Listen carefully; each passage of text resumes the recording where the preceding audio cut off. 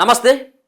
పశ్చిమాసియా యుద్ధం నేపథ్యంలో దేశంలో చాలా ప్రాంతాల్లో గ్యాస్ కానీ పెట్రోల్ కానీ విపరీతమైనటువంటి కొరత ఏర్పడింది.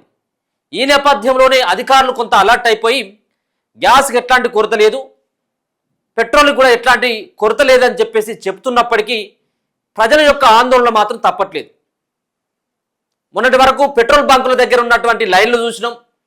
పెట్రోల్ దొరుకుతుందో లేదో అన్నటువంటి ఒక గందరగోళమైనటువంటి వాతావరణంతో డ్రమ్ముల కొద్ది పెట్రోల్ తీసుకుపోయి ఇళ్లలో నిల్వలు పెట్టుకున్నారు.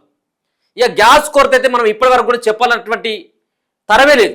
ఎందుకంటే గ్యాస్ కొరత ఇప్పటికి కూడా తీవ్రతరం ఉంది. కేవలం సిటీలోనే కాదు, పల్లెటూరులో కూడా గ్యాస్ తీవ్రమైనటువంటి ఇబ్బందులు తీసుకొస్తూ ఉన్నది. బుక్ చేసిన తర్వాత 20 రోజులు నెల రోజులు అయినప్పటికీ కూడా ఇప్పటికి కూడా గ్యాస్ దొరకట్లేదు. సో గ్యాస్ దొరకక చాలా గ్రామాలలో ఒకటో రెండో ఆటోలు కనుక గ్యాస్ బండలు వేసుకొని వెళ్తూ ఉంటే అక్కడికి వెళ్ళినటువంటి గ్రామస్తులు చాలామంది ఆటోలో ఉన్నటువంటి గ్యాస్ సిలిండర్ల కోసం ఎగబడి ఎవరింటికి వాళ్ళు పట్టుకొని పోతా ఉన్నారు. ఇక బుక్ చేసిన లేదు, ఏం లేదు, బుక్ చేసిన కానీ వస్తలేవు కాబట్టి ఇక చేసేది ఏం లేదు. ఇప్పుడు గ్యాస్ లేకపోతే సిటీలోనే కాదు, పల్లెటూరులో కూడా కట్టెల పొయ్యి మీద వండేటువంటి వాళ్ళు చాలా తక్కువైపోయారు. గ్యాస్ లేకపోతే 1-2 రోజులు కూడా నడిచేటువంటి పరిస్థితుల్లో లేరు. కాబట్టి 20 రోజులు 30 రోజులు అయినప్పటికీ కూడా గ్యాస్ వస్తలేదు. కాబట్టి ఈ గ్యాస్ ఏజెన్సీల యొక్క నిర్లక్ష్యమా, లేకపోతే గ్యాస్ కొరత వాళ్ళకి అనవసరం కానీ వస్తలేదు అన్నటువంటి ఒక ఆందోళనతోటి గ్యాస్ సిలిండర్లు తరలించేటువంటి ఆటో పైకి ఎగబడి గ్యాస్ సిలిండర్లు పట్టుకు వెళ్ళినటువంటి పరిస్థితి తెలంగాణలో కనబడుతున్నది. కేవలం తెలంగాణలో కాదు, మిగతా వేరే రాష్ట్రాల్లో కూడా ఇటువంటి పరిస్థితి చూసినాం. గ్యాస్ కోసం కిలోమీటర్ల మేర బారులు తీరినటువంటి ఆ యొక్క సన్నివేశాలు, ఆ యొక్క దృశ్యాలు కూడా చూసినాం. ఇక చేసేది ఏమీ లేక ఇది ఒక్కటి మాత్రమే మార్గం. ఇక ఎత్తుకెళ్తేనే ఇక మనకు గ్యాస్ దొరికేటట్టుగా ఉంది అని చెప్పేసి ఖాళీ సిలిండర్లు అక్కడ ఆటోలో పడేసి ఇక నిండు సిలిండర్లు అంతా కూడా ఎత్తుకుపోయి వాళ్ళ ఇంట్లో పెట్టుకున్నారట. ఇది ఎక్కడో కాదు, మెదక్ జిల్లాలోనే జరిగినటువంటి సంఘటన అంతా కూడా.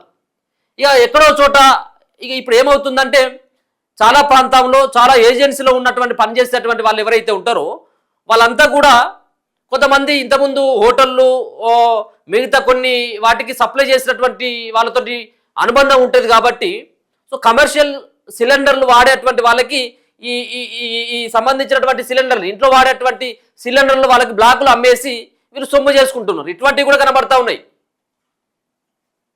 మొత్తానికి ఇదంతా కూడా కావాల్సిన గ్యాస్ కొరత లేదనేది కాదు, కేవలం గ్యాస్ కొరత లేదు, సరఫరాలో మాత్రమే జాప్యం జరుగుతుందని చెప్పేసి అన్నారు.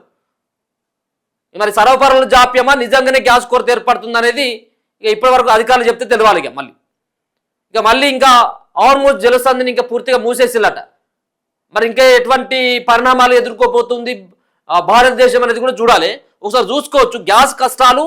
ఊళ్ళోకి వచ్చినటువంటి గ్యాస్ సిలిండర్ల ఆటో ఎగబడి సిలిండర్లు ఎత్తుకపోయిల్లట జనాలంతా కూడా. ఇక ఒకసారి ఆ వీడియో కూడా చూపెట్టేటువంటి ప్రయత్నం చేస్తా. ఇదే ఆ వీడియో.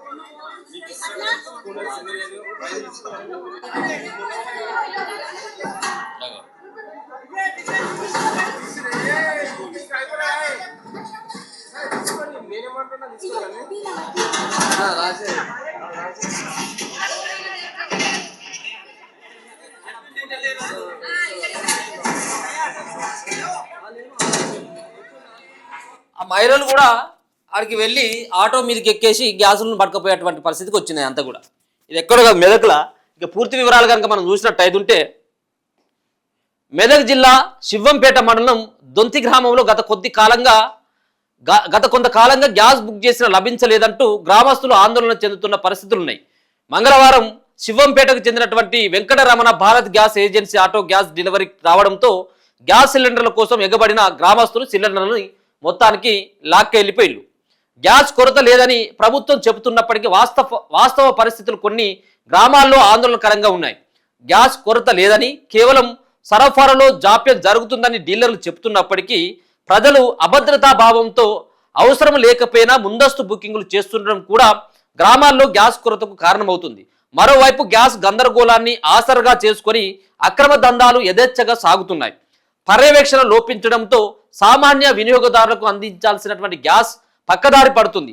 కమర్షియల్ సిలిండర్ల సరఫరా తగ్గడంతో చాలా చోట్ల డొమెస్టిక్ సిలిండర్లను వ్యాపార అవసరాలకు మళ్లిస్తున్నారు.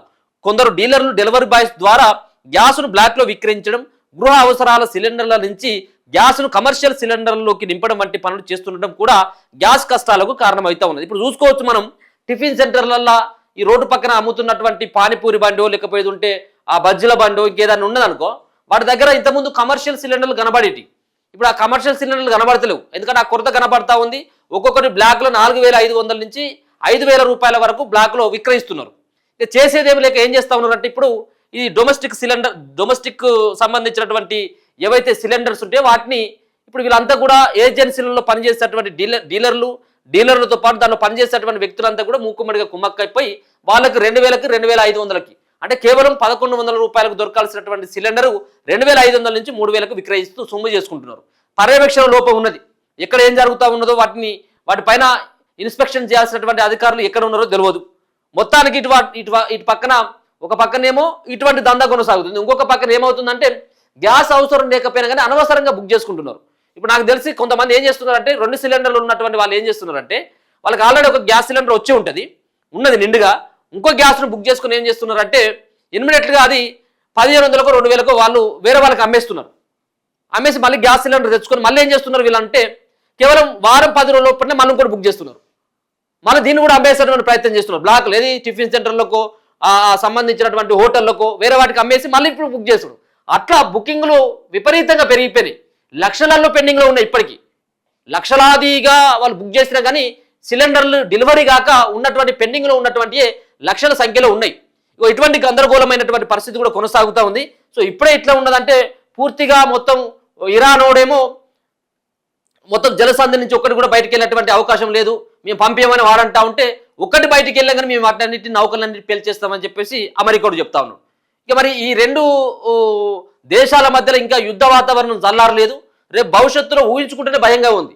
ఇప్పుడే నెల రోజులైనప్పటికీ బుక్ చేస్తే రానటువంటి గ్యాసు ఇటువంటి పరిణామాలు ఇంకా కొంత నెల రోజులు 2 నెలల పాటు ఇట్నే ఏ ఒక్క నౌక కూడా ముడి చమురుతోటి బయటికి రాకపోయినట్టయితే ప్రపంచంలో ఉన్నటువంటి చాలా దేశాలు గ్యాస్ కానీ పెట్రోల్ కానీ చాలా ఇబ్బందులు పడేటువంటి అవకాశం అయితే కనబడుతుంది. ఏదైనప్పటికీ కూడా ఇప్పుడు ఈ జరిగినటువంటి సంఘటన మెదక్ జిల్లాలో గ్యాస్ సిలిండర్ని ఆ ఊరోళ్ళే ఎత్తుకపోయినటువంటి ఒక సిచ్యువేషన్ అయితే కనబడతా ఉంది. చూస్తూనే ఉండండి మనతో.